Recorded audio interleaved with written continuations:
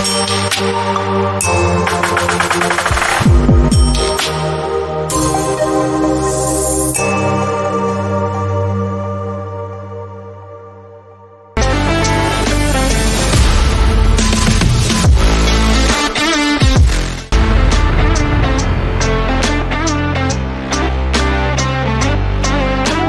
to the second episode of our podcast, Utopia Unfiltered. Today's theme is Deciphering Utopian Society. Can journalism thrive in utopia? I'm your host, Akansha Purohit, and I'm honored to welcome a remarkable journalist and feminist activist, Abira Das from Kolkata. Abira is currently working as a trainee journalist with Alt News, a leading fact checking platform that debunks misinformation. Previously, she has also worked as an author in feminism in India, writing enlightening articles on topics about menstrual hygiene and media reportage. She was also a part of Dice World, a news portal dedicated to showing truth. For her hard work and commitment to society, she was also nominated for United Nations We Awards in 2020. Abira is a true inspiration and example of how journalism can really serve as a positive change in society. Abira, thank you for joining us today. Thank you so much, Akanksha, for that introduction. And yeah, I'm excited to listen to your Okay, questions. Okay, so basically, as a part of our college project, we are trying to explore ideas around ideal society and what it means for people of different backgrounds. So, for this, we Hmm. initially conducted street interviews of different people. And now, for our podcast, what we are doing is more of an in depth interview of people with different professional backgrounds so that we can learn more about how their field is contributing or that their field can contribute to that idea of an ideal society and how can we make it more possible. Now, Abira, from your early days, you have been a part of important conversations and issues that have mattered. Can you please tell us more about your journey as a journalist and also what inspired you to take this path? Right. So got interested in politics. I would not say I got interested in politics from a young age. Actually, I was born and brought up in a Bengali family, and besides Roshagulla and Majbhat, we also are very active in the political diaspora, or at least it might be a culture, or might be just the rich political history of Bengal. But my family was always up to date with what's happening. And it's not just about knowing what's happening, but also critical understanding or analysis or discussions of what's happening. So I grew up in a family where news was on the TV more than cartoon was. So, and I looked at, uh, you know, journalists and the political discussions on television, and I was like, oh my God, all of them are screaming at each other. And I can't watch my favorite cartoon. So I promised myself that whatever this is on the TV, like I was probably 6 or 7 years old, I was like, whatever this is, I'm never going to do this in life. But, you know, fate had some different thing in, for me. So but as I grew up, I remember when I was in class 10 or 11, I saw that how the CANRC was implemented, right? So, and I live near Jadavpur University. So I saw that how a particular policy or a particular bill can impact people's lives. Who are the stakeholders? And is it a violation of a direct human right? And that's when I got, uh, to be honest, more interested into the politics of the nation. But even before that, when I was in class 6 or 7, I started working for the Telegraph in schools. It was like a weekly newspaper run by students, school students for the students across the state. And there I got to meet, interview a lot of people, and including some politicians and authors and actors, so people from different backgrounds. And it was amazing to see that how one particular issue is interconnected with each other, but people from different, like you also said, that people from different backgrounds or fields might have different opinions or perspectives on the same issue. And that is what made me realize that this is why it's so important to make sure that, or at least try to make sure that everyone is heard. or all the stakeholders of a particular issue are being given, if not, equal amount of coverage or equal amount of attention. And yeah, slowly after that, I got into Dias. I worked as an intern in Dias. Then I worked in OPOE, and then now I'm working as a trainee journalist in Altia. So that's uh, quite a bit.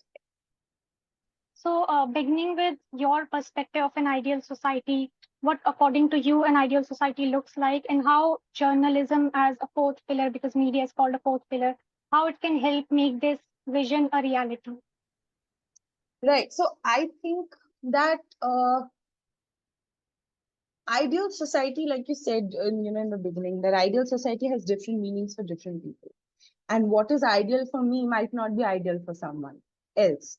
So let's say I assume that ideal is, in an ideal society, there is gender equality and everyone is well paid for their amount of work.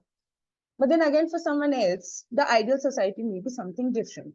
Say, in an ideal society, there would be no any sort of pollution or environmental degradation. So, this is what something we studied in sociology also, that, Max Weber, the renowned sociologist. So he said that ideal society, of course, utopia or any kind is not practical, but what do we mean and why is the concept of utopia or say an ideal society still important for us to strive for the better? Because in sociological inquiry, and primarily in sociological inquiry, an ideal society is, say, is used as an analytical concept or an analytical tool, right, to measure the current social phenomenon, which are actually fluid, and they have, all social phenomenon have their flaws and are not perfect at all. But to understand those social phenomena in the extreme degree of their nature or characteristics, which can be never observed in reality. For example, if I say that India is a democracy, but before that, I need to understand what is democracy. And then you have, and all the features, all the characteristics that you lay down for a democracy, that is an ideal type, which can be never observed in reality. Right? So this helps us to measure or sort of strive for better as a society, although understanding the limitations that it is not possible. And more than that, let's say what was ideal in the 16th century uh, might not be ideal today. The ideal type of 16th century, say, woman aspired for voting rights, but we have already achieved that today. And so today the ideal type is, say, equal work, equal pay for equal work, right? So ideal types also keep on changing with, or our concept of ideal types also keep on changing with the as the society progresses. So there is no such, I feel that there is no such fixed thing that this is the ideal type, and neither do I have a fixed concept, okay, that this is the society that I want to live in. Great. So basically, there's not particular set of rules and regulations that are for an ideal society. It just keeps changing with time and with people and how development is. So now coming to my first question. So as we know, in mainstream media these days, they just tend to prioritize some of the popular issues. So we see in a lot of prime time debates, only few issues are being reported again and again.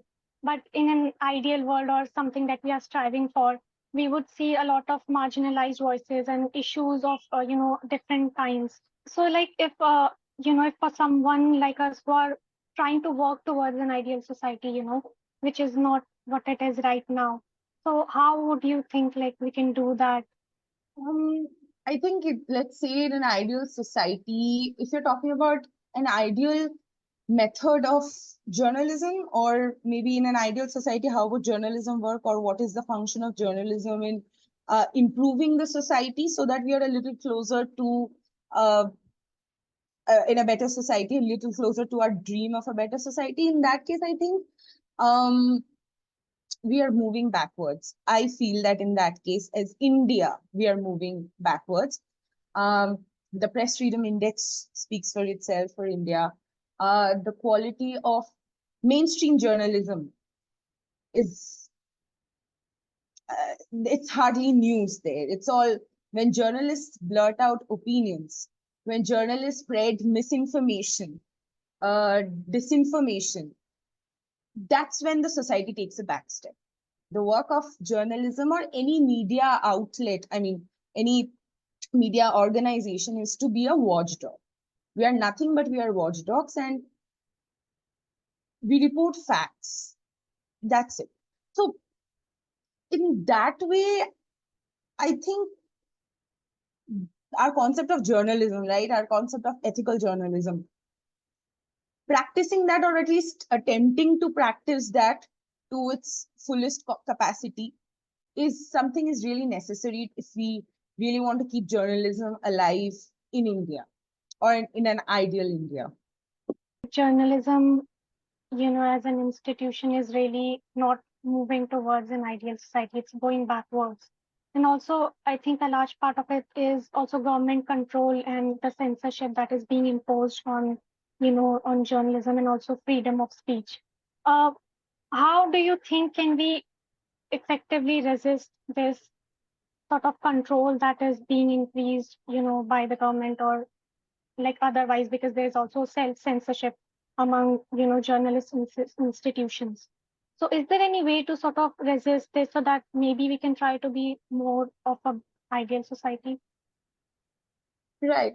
I think there are certain, individual restrictions that you'll have. I mean, if you are doing your job in your house and let's say the authorities come and just then pick you up and put you in jail, or if the police officers request the Supreme Court or the High Court to specifically not, to specifically not allow you to tweet or write, then there's not much you can do about it.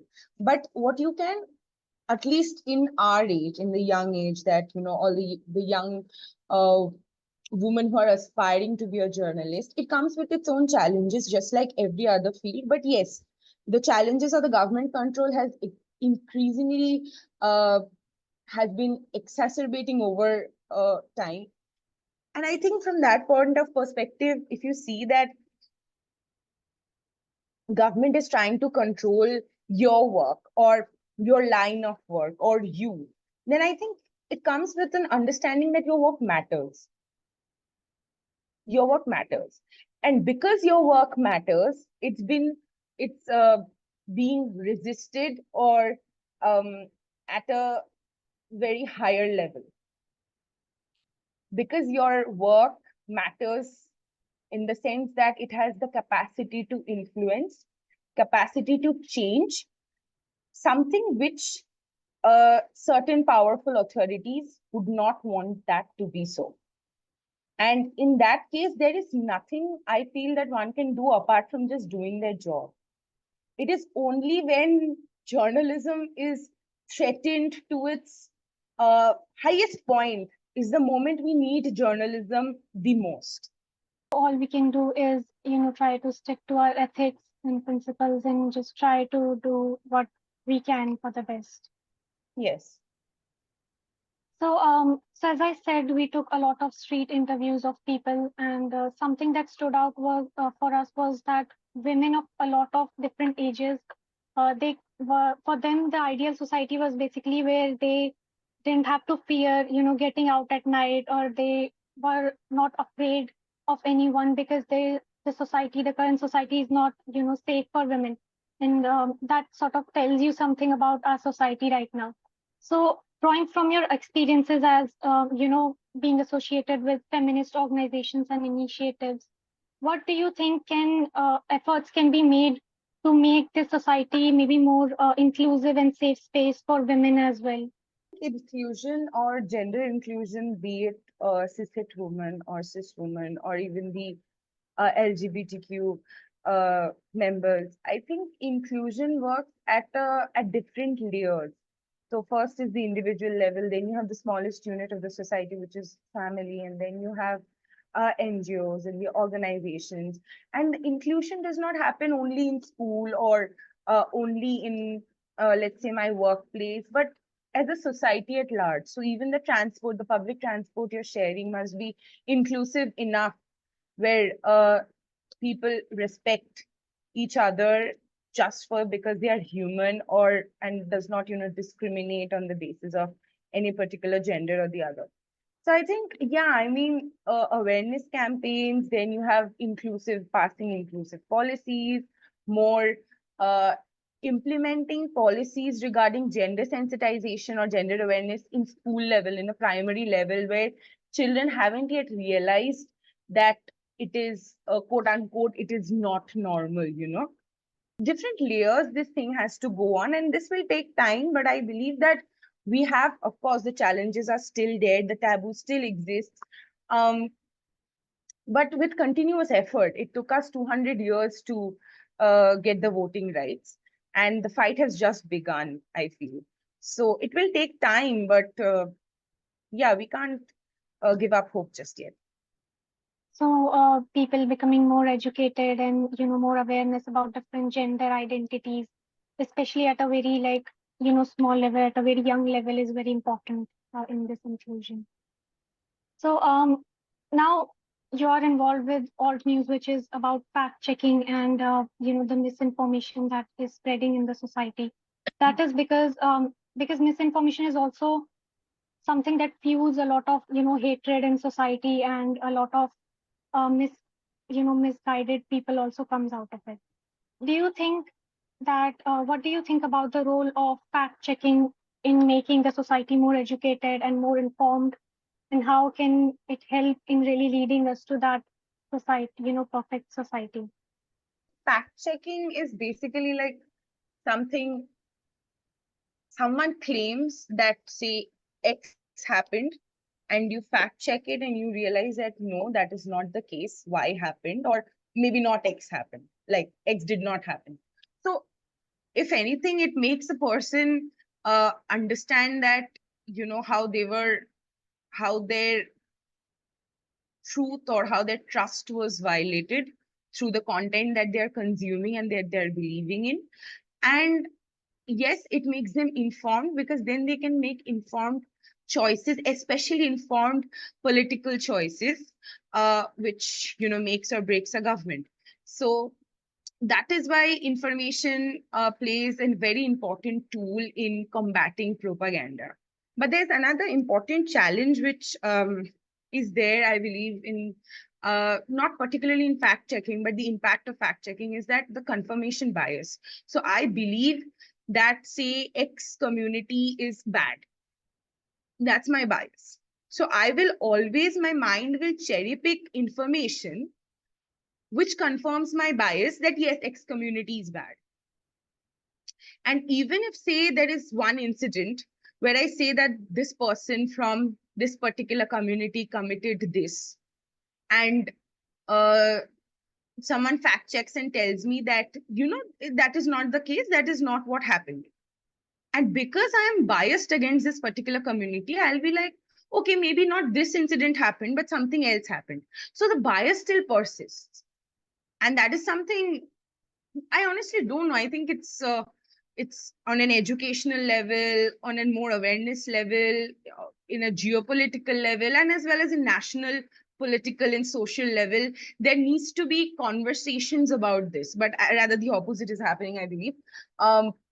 About more inclusion, about coexistence of different religious communities, racial communities, ethnic communities, ethnicities needs to be discussed and taught. Something we were taught in class 3 or in primary level, but the values of that teaching has unfortunately remained bounded within the textbooks. There also needs to be some more greater ground level work, and also de-escalation of community. So all of these factors play a major role in fact checking, because the more a society is moving forward towards a certain level of aggression against one versus the other or something, the more you'll have such levels of misinformation and disinformation. So media literacy, not only just fact checking misinformation or disinformation, there also needs to be media literacy at a very young level, so that children can be aware, who have access to phones, and information is not limited to phone, right? It travels through rumors, right? कि हाँ मैंने ये सुना था, मैंने मेरे WhatsApp पे आया था. It spills over the device, right? So media literacy, understanding that how vulnerable you are to content or how content is made so that it goes viral, how to fact check, whom to believe, whom to not believe, who are the stakeholders. So all of these needs to be taught at a very young age so that we do not fall prey to lies. So merely fact checking is not the only thing that is, the root cause of the problem. So there are other things that need to be, taken into account about the misinformation that is spread. So lastly, Abira, in your experience as a journalist and someone who has been, an alternative voice of, whatever is the dominant idea that is going around in the society, in your experience, have you ever faced some sort of challenges, and what are those challenges that you have to face as a journalist who's from an alternative digital media outlet to, show the truth? What are the it's not only let's say the problem of censorship, which is always looming. That is something not I wouldn't say that's something that is I personally experienced, but as a society at large, I'm saying that journalism is constantly facing these issues. There is obviously censorship, uh, there is constant threats, online trolling, online attacks, and vilification, demonization. It just as a human being, I'm saying, it just disturbs your mental peace, which is very unnecessary. But that's the society we live in, and it's also about making people, to what extent will people believe the fact that you're presenting as fact with substantiated evidences. It's also a challenge because of the confirmation bias. So because ultimately when we are doing the story, we are doing a story for whom? For the general public, right? And if the general public, if the minds of the general public is itself divided in terms of certain whatever, that is when the public stops being a public. They become cadres of certain political parties, not even political ideologies, but political parties. Then that is the direct threat to democracy. Those problems are persistent, and what can we do as young aspiring journalists? We can continue to do our job, as difficult as it gets. As long as to what extent we can continue, we have to continue. Thank you for joining and making time for this conversation, which has really helped us a lot in providing guidance of how to go through this field and keep your integrity and your principles and ethics together. So yeah, thank you very much. Thank you so much, Akanksha, for inviting me. It was lovely talking to you.